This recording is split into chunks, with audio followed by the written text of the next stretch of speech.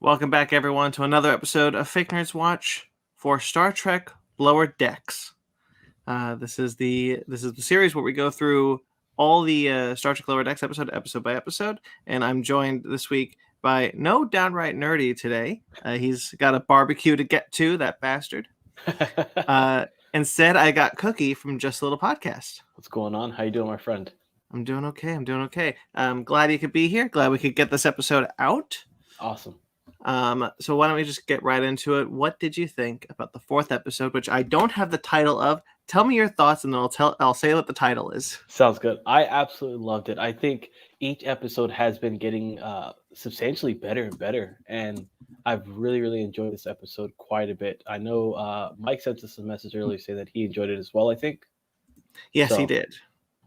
Yeah, actually, why don't I read what Mike wrote up top? I was going to do it later, but you know what? Might as well do it now. Yeah. Okay. So he says, as I'm stalling for time to pull up the episodes, while we're recording, great content. Hold on. Okay, my computer's slow as hell. Whatever. Find it. Mike says, if I don't make it, here are my thoughts. I think this was probably my favorite episode of the season. All the main cast have interesting storylines. Boimler and Rutherford believing Mariner is Section 31 or something similar was a ton of fun to watch, and watching the pair use their strength to outwit and reason with the Ferengi was great. Obviously, the Easter eggs throughout was fun. My favorite being the Anbo Jujitsu sparring. Yes. We also saw a TNG episode where Riker and his dad spar together. Overall, the theme of the episode of friendship wraps up nicely at the end, and Mariner messing with the gullible bartender at the end had me laughing out loud. Absolutely. Mariner continues to be my favorite character of the show. Same. She keeps growing so much. Yeah, I think I agree with both you and Mike. Mike in spirit. The idea that this episode also kind of felt a little tighter than the others. There were less plots. It was more. There was a plot of dealing with the Mugato, or Gugato, or Gugato. Gugato, yeah, I think it's Gugato.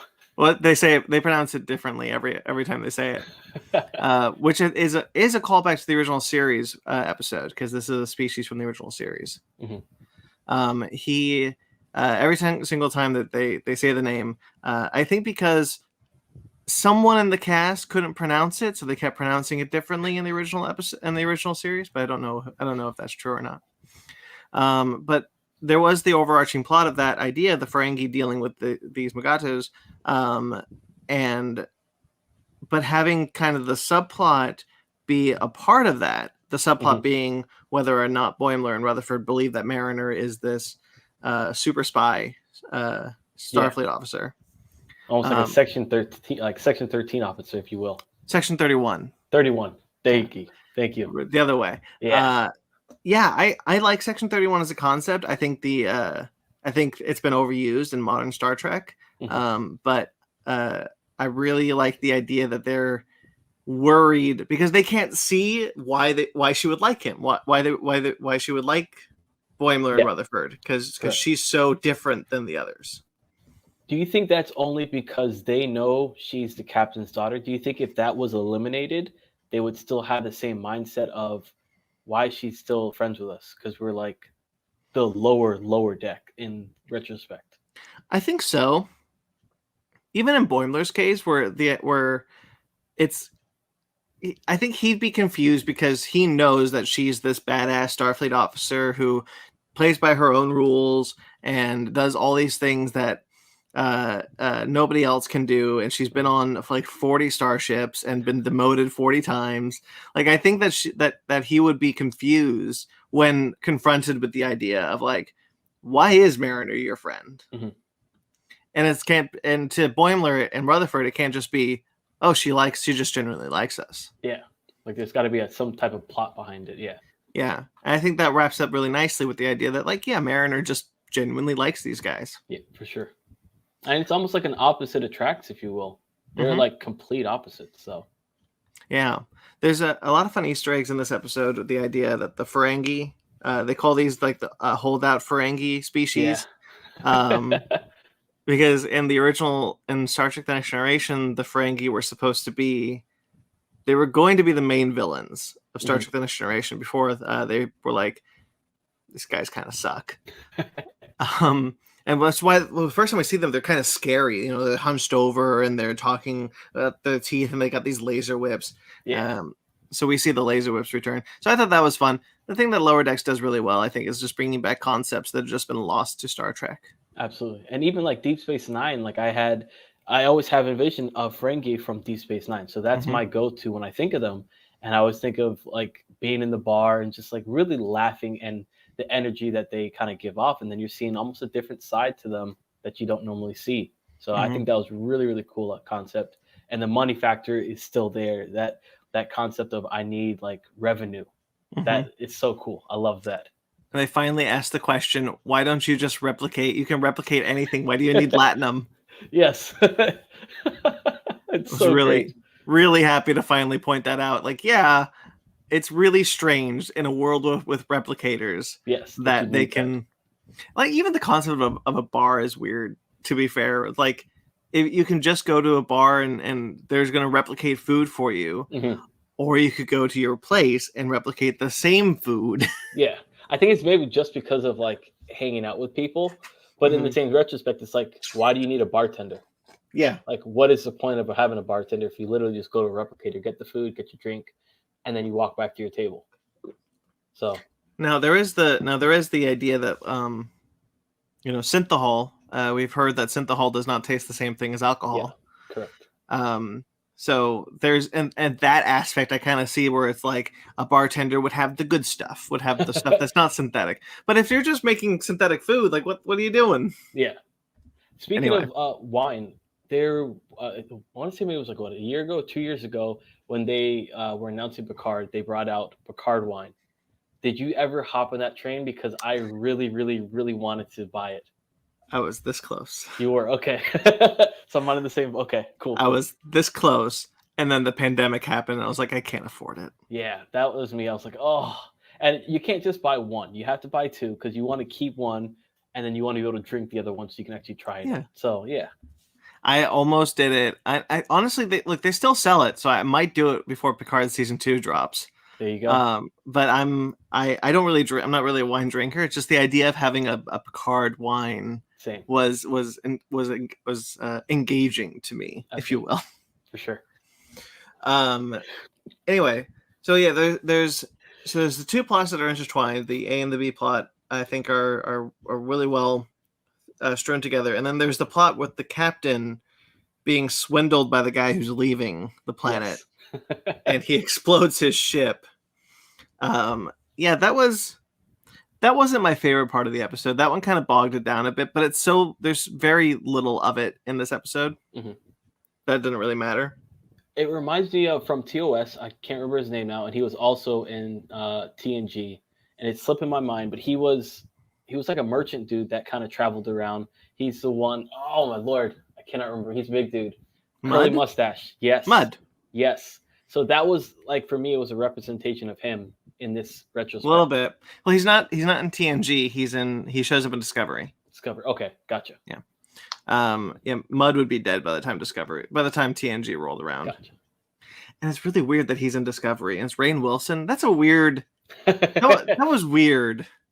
It was cool. It was cool bringing back like characters that your parents grew up almost. I know, but you have Mud, who's this eccentric, jovial swindler in the original series, and then you make him into kind of a psychopath. Yeah, very true.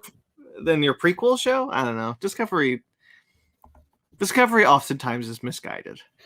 Pushes the boundaries a little bit. Maybe pushes them too much. Yeah. And then there's Tendi, who has to try and get everyone to do physicals, only to find out that the doctor also. The doctor's the only one left. Yeah. Oh, that was such a good. That one was. I disagree with Mike. I like the doctor. I do too. I think she's got so much dynamic to her, and the fact that she's a doctor and she doesn't want to do her own physical, it's great. Yeah, she could just be, I'm done. But Yeah, no, she's exactly. like, I am a doctor. I know everything.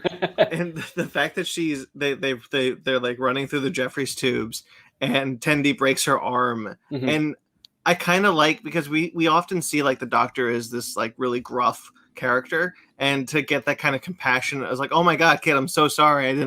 I'm so like, Yeah, she's concerned that the that you bone actually is hurt coming out of her her. arm. And she's just fine. She's just sitting there. She's like, gotcha. It was all part of the plan. That was it. It was so good. I like the fact that these writers have the ability to do each week to create, like you said, a story A, and then sub stories within it, and they start and finish within each episode. And then Yeah. if you watch them by themselves, you can understand it. And if you watch it together, it's the same thing. It's like you still have that full story within the entire season, and then within each episode. One of the things I think Lower Decks is really good at, even to say like, I might even do it better than a classic Star Trek, is there are plot lines in these episodes, and they're all episodic, except they keep the character development going through, and they're doing it in far less time than the original shows did. Oftentimes, I don't remember Next Generation, Voyager, the original series, dealing with 4 subplots in one episode, and frequently Lower Decks will. And they just jam these subplots where every character gets to shine. Every single one. We follow. There has not been an episode where, unlike the first season, which I didn't feel this way, because I wasn't crazy about Rutherford in the first season, but I don't feel like there has been a character left behind in any episode that we have watched so far. I agree. I definitely agree. And I think that's really interesting. Yeah, it makes each character a main character, and each storyline a main storyline within itself, and I think it's very cool. Yeah, and they're all going through these. They're finding different ways to develop their characters that are unique to what we've already done. Mariner kind of confronting the idea that she likes Boimler and Rutherford. Boimler and Rutherford dealing with the fact that they're not useless, that they can actually, they have strengths that are not that are not the same as Mariners. They can use not their physical, brain. but brain power. Yeah. It was funny that they turned Kirk's mortar launcher from his episode with the Gorn into a projector. A projector screen. That was so cool. I was like, oh, that's epic. Yeah. I liked their little presentation of like, you can do merch sales with the Mugatos and blah blah blah. And it's like, oh, cool, yeah. It was funny. My wife was watching it, like I was watching it, and she started to watch it with me, and then she kind of got upset. She was like, "That's not cool. They're gonna exploit these animals like for their own gain." I'm like, "Babe, you don't understand. You just don't understand. You gotta just sit back." She's like, "That's not cool. That's not fair." And I was like, "You gotta understand. They were gonna kill them." She's like, "Yeah, but they could have had a better life." I'm like, "Yeah, of course they could have had a better life, but at least they're still living in this sense, not being whipped." I mean, and they're also, it's a nature preserve now. Yeah, exactly.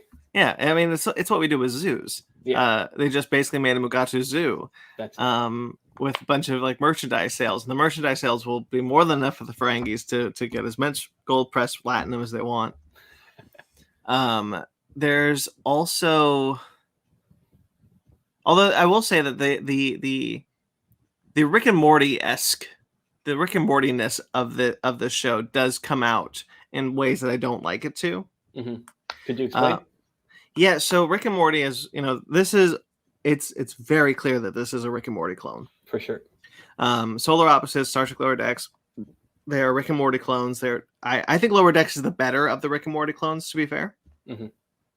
And mostly because I don't think it tries to be Rick and Morty. I think it tries more times to be Star Trek, but rather than try to be Rick and Morty. Yeah. But every now and then, there's a Mugato sex scene.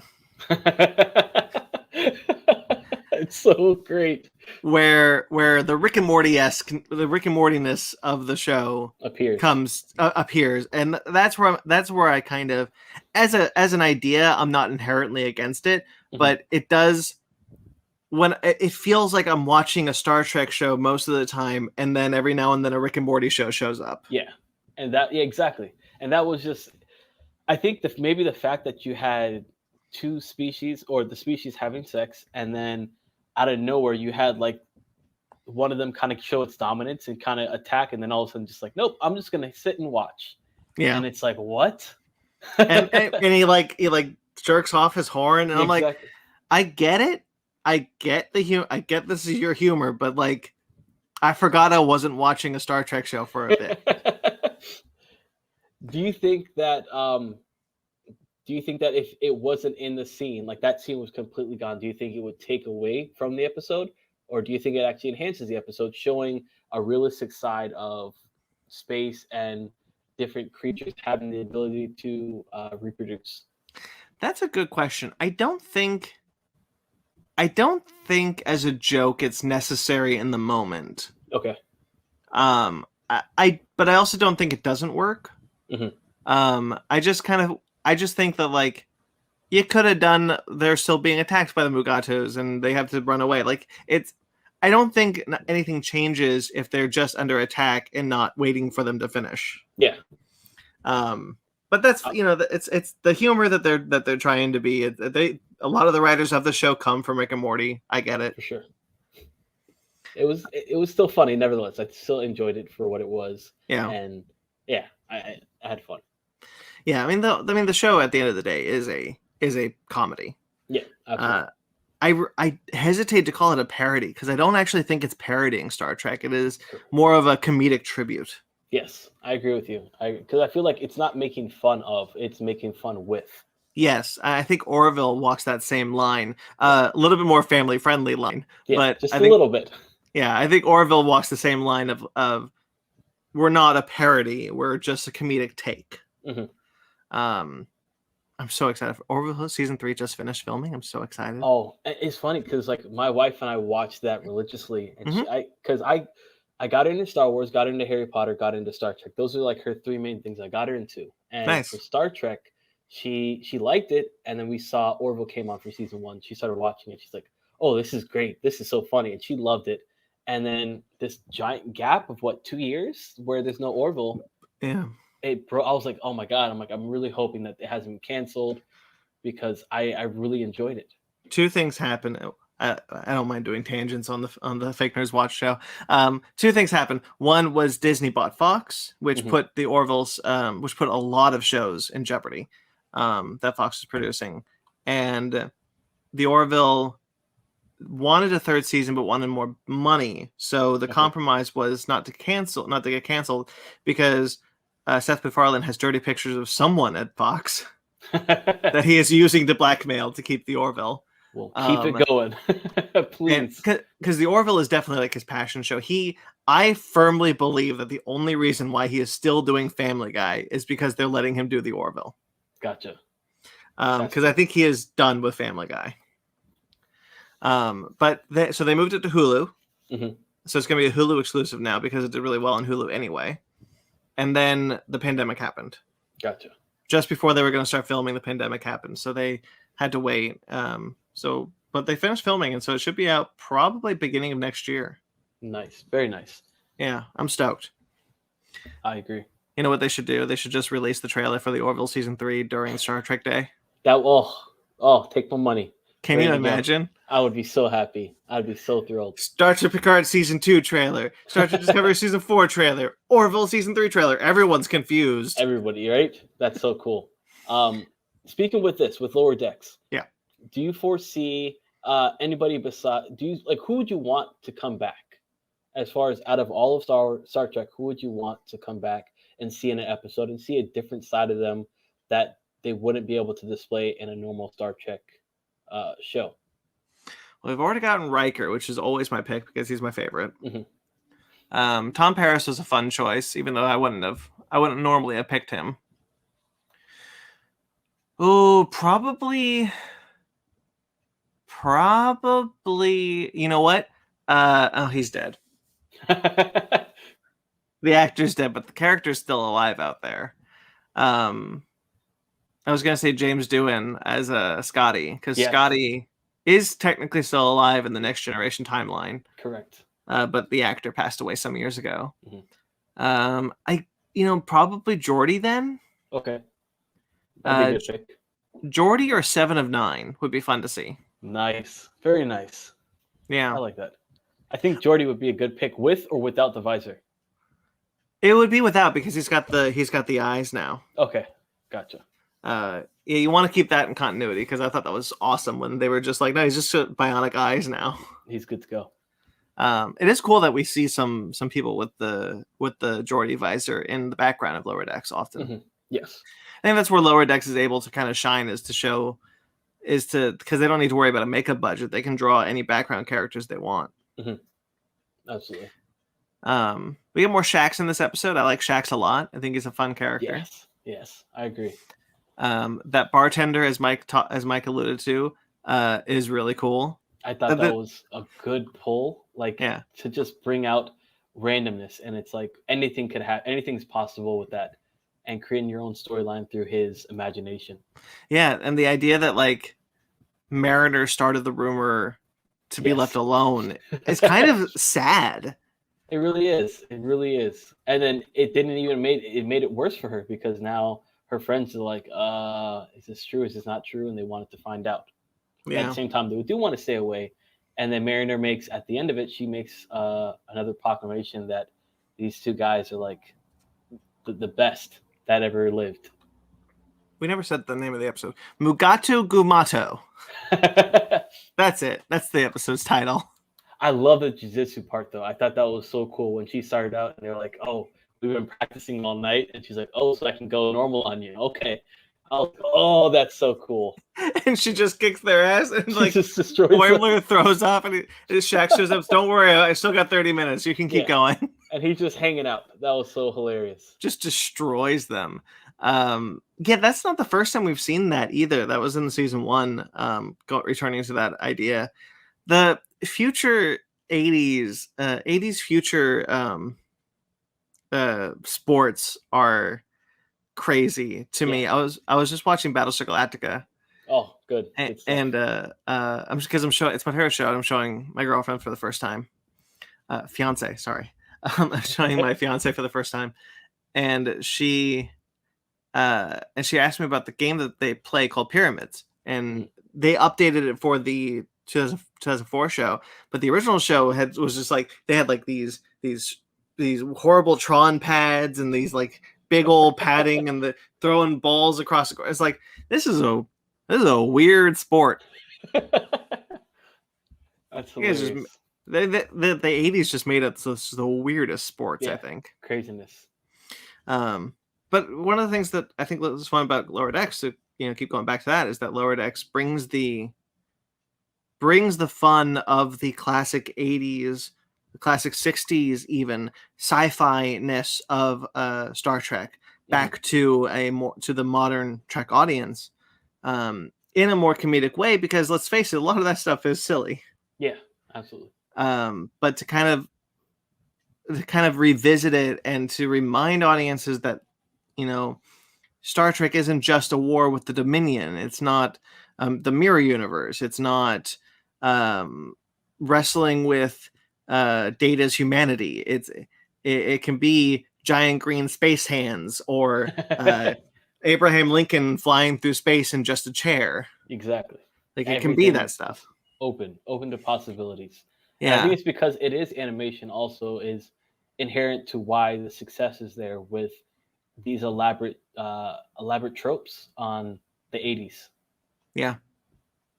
I think one of the things that I was reminded of in the first season of Star Trek: The Next Generation is how old sci-fi was back then, how different sci-fi was back then. Mm-hmm. I think Terminator really changed sci-fi, potentially for the better, but also toned it down. Like everyone kind of chases that idea of dystopia sci-fi, but not just that, but grounded sci-fi. Yeah, for sure. It's believable future. It's not our knowledge of what is possible changed with science, so we decided that like, oh yeah, we can go into the future, but it had to be this rule and that rule, and we can't just slingshot around the sun. That doesn't work. There's no way there's a giant green space hand, or gods can turn into giant monsters. Like Yeah. the sci-fi of the 60s was so outlandish, and it's almost now fantasy Mhm. because of how just how our imaginations were just capable of going wild, because there was no one telling us that's not scientifically possible. Yeah, exactly. That can't happen. Yeah. Yeah, and so revisiting Star Trek, if Star Trek the original series is canon, so it's got to be set within that world, that yeah, these things are still possible. These Mhm. crazy different science fiction tropes that have been lost forever, have been lost to the ether of science fiction, still have to be possible within Star Trek, because it doesn't make sense if if Captain Kirk is like, yeah, we had a virus that made all of us horny, but nobody else has that. Yeah. Nobody else goes through that. Like that virus still has to be out there somewhere. Somewhere out there. It's going to end up on some planet. It's got to end up in lower. I think if Lower Decks revisits anything, it's got to be that horny virus. That's hilarious. That's good, for sure. Yeah. I mean, Star Trek. Some of the most wild science fiction tropes, of those old sci-fi TV shows are just so fun and so imaginative. Like we were so not concerned with being restrictive. We were just like, what if there was a planet that the Roman Empire didn't fall? That's a planet. It's not an alternate universe. It's a planet. Just a planet. Yeah. And I think that's really, I miss that science fiction sometimes. For sure. It's I listened to a podcast, Star Talk with Neil deGrasse Tyson. Yeah. And he does a lot. Like people ask him questions all the time, but I remember them asking him a question like, which one do you like more, Star Wars or Star Trek? Mm-hmm. And he was like, hands down, Star Trek, because it's all plausible. The things that they talk about, the things that they do, even though it's very far out there, it's plausible, and it has a reality set tone to it, rather than Star Wars is almost like Shakespeare in space. Mm-hmm. He's like, there's nothing to it. But if you go to Star Trek, and then you have the future of possibilities that are endless there. Yeah, I mean, the idea that like the reason why Star Trek the original series was so outlandish, is because, you know, we didn't think that what we know as science, what we know as physics, what we know as elements and things like that, we just figured that was what our planet was. Going out there would be different. Look, in the Star Trek universe, there is a barrier at the edge of our galaxy that turns people into a god. Yeah, that's it. No offense to Neil deGrasse Tyson, that's not plausible. But it's that kind of shit that used to make Star Trek, and it's that kind of shit we got away from. For sure. For better or worse, I think DS9 is incredible. Voyager brings some of that stuff back when they all turn into salamanders. But Lower Decks is embracing the old 80s sci-fi side of Star Trek, and I'm here for it. Yeah, the true essence of Star Trek rather than the modern age of Star Trek. Yeah. I'm with you as well. I like that. Yeah, I mean, we have that. Like they even talk about it in the second episode with the Titan. You know, the Titan's like, we do the adventure, space adventure stuff, the serialized adventure stuff. You guys do the sci-fi stuff. Yeah, that's it. And I'm like, I'm here for the sci-fi stuff. For sure. All right. Anything else you want to add about this episode? I think it was good. Honestly, everything else was good. I can't wait for the next episode to happen. I can't wait to see where it goes and how it's a fun ride. And whoever isn't watching it should watch it. Highly recommend watching it. I love it. As a Star Trek fan, and I wouldn't say I'm to the caliber of you or to Mike in Star Trek, but I do enjoy Star Trek. Nevertheless, I watched it all, so I'm here for it. What's great about Lower Decks is new or old fans alike can enjoy it. I watch it with my fiance, and she loves it, and she's only seen DS9. Right on. So, all right, that'll do it. So, thank you so much, Cookie. Absolutely, man. I appreciate for being on, getting this episode out. Why don't you plug your stuff? So I am a weekly pop culture podcast that circles around every thought pop culture, TV, film, video games, comic books, anime, the whole 9 yards. I kind of do it all. Every Tuesday, I drop a new episode. God willing, I'm coming up on 100 episodes. So I'm in the Wow. process of trying to get some celebrities. I'm trying to reach out to Mark Hamill to see if he'll do a little voice for me. Cool. But so far, it's not working out too well. Among other people, I'm trying to reach out to as well. So we'll see what happens. But I'm excited for 100 episodes. It's been a good journey. Yeah, congratulations, man. Thank you very much. I appreciate it. That is no small feat. Yeah, not at all. Not at all. Especially when you don't get paid, as you know. So. Right. Yeah, I remember we just did 250. We're getting to 250 ourselves. Wow. Yeah. That's crazy. You'll get there eventually. Now I guess it's my turn to plug all the things across our family of podcasts. You guys also, by the way, you and Mike do Downright Annoyed with Movies every Sunday? Yes, we do. So we have, depending on when this airs, the next one that we're going to be doing is the Grand Budapest Hotel, which is a Wes Anderson film. I actually picked it. I love that movie. Awesome. Everybody's loving it so far, so I'm really happy. I can't wait to watch it again and hear what these guys have to say about it. It's nice when you pick something and everyone's kind of like on board. Yes, because the other picks, a lot of picks I've done, they don't like it. So I'm happy that this is a good one so far. We have a book club segment on our podcast, and the last four books I picked have not been successful. So I'm kind of like, oh man, that's hilarious. What am I supposed to pick next? The pressure is on. It's tough. Okay, so that'll do it then. Thank you so much for doing every single episode. Schedules willing for Star Trek Lower Decks, and hopefully beyond that, go into Star Trek Discovery. Strange New Worlds I'm really excited about. Hopefully, schedules willing, you, Mike, and I will do something on the Fake Nerds Watch channel for Star Trek Day, which is coming up on Wednesday. Yeah, I'm excited for that. Yeah, going to be a lot of new announcements, a lot of new trailers. I think it'll be a lot of fun to get together and just chat about them. Absolutely. I'm always in. So stay tuned for that. We'll see if we can get that one out. I do have a vacation coming up on Thursday, so we'll have to figure out what we could do. Sounds good. Okay, so that'll do it. So check out more of the Fake Nerds Watch channel. There are currently 2 concurrent Fake Nerds Watch series going. We are talking about What If. The 4th episode just dropped the time of the recording today. The time you're listening to this, yesterday. Episode 4 was really good, and I'm really liking What If so far, so stay tuned for that. We go through that every episode, just like we're doing with Lower Decks.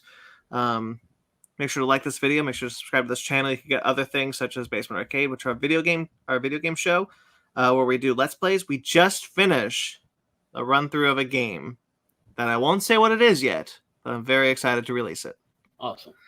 And we've got a couple of other games in the pipeline. We're actually recording 4 concurrent series for Basement Arcade. We're making up for time because after the pandemic, we couldn't get anything out. So we were like, oh, we're getting these games out. But guys, we're doing it. There is an audio feed for this as well, but you can check out the video feed for Basement Arcade Pause Menu. That is Ben Magnet's show, my co-host Ben Magnet, where he talks about video games with celebrities. Not celebrities. Internet celebrities, I guess. Yeah. Guests and all sorts of things. He recently talked to, I guess, one of the developers of the E.T. Atari game. Nice. Howard Scott Warshaw. You can check that out. That's on this channel right now, and of course on our audio feed. And you can check out Fake Nerd Book Club, which we're talking about getting that one up soon, which are our book club series where we talk about different comic books as a series, episode by episode.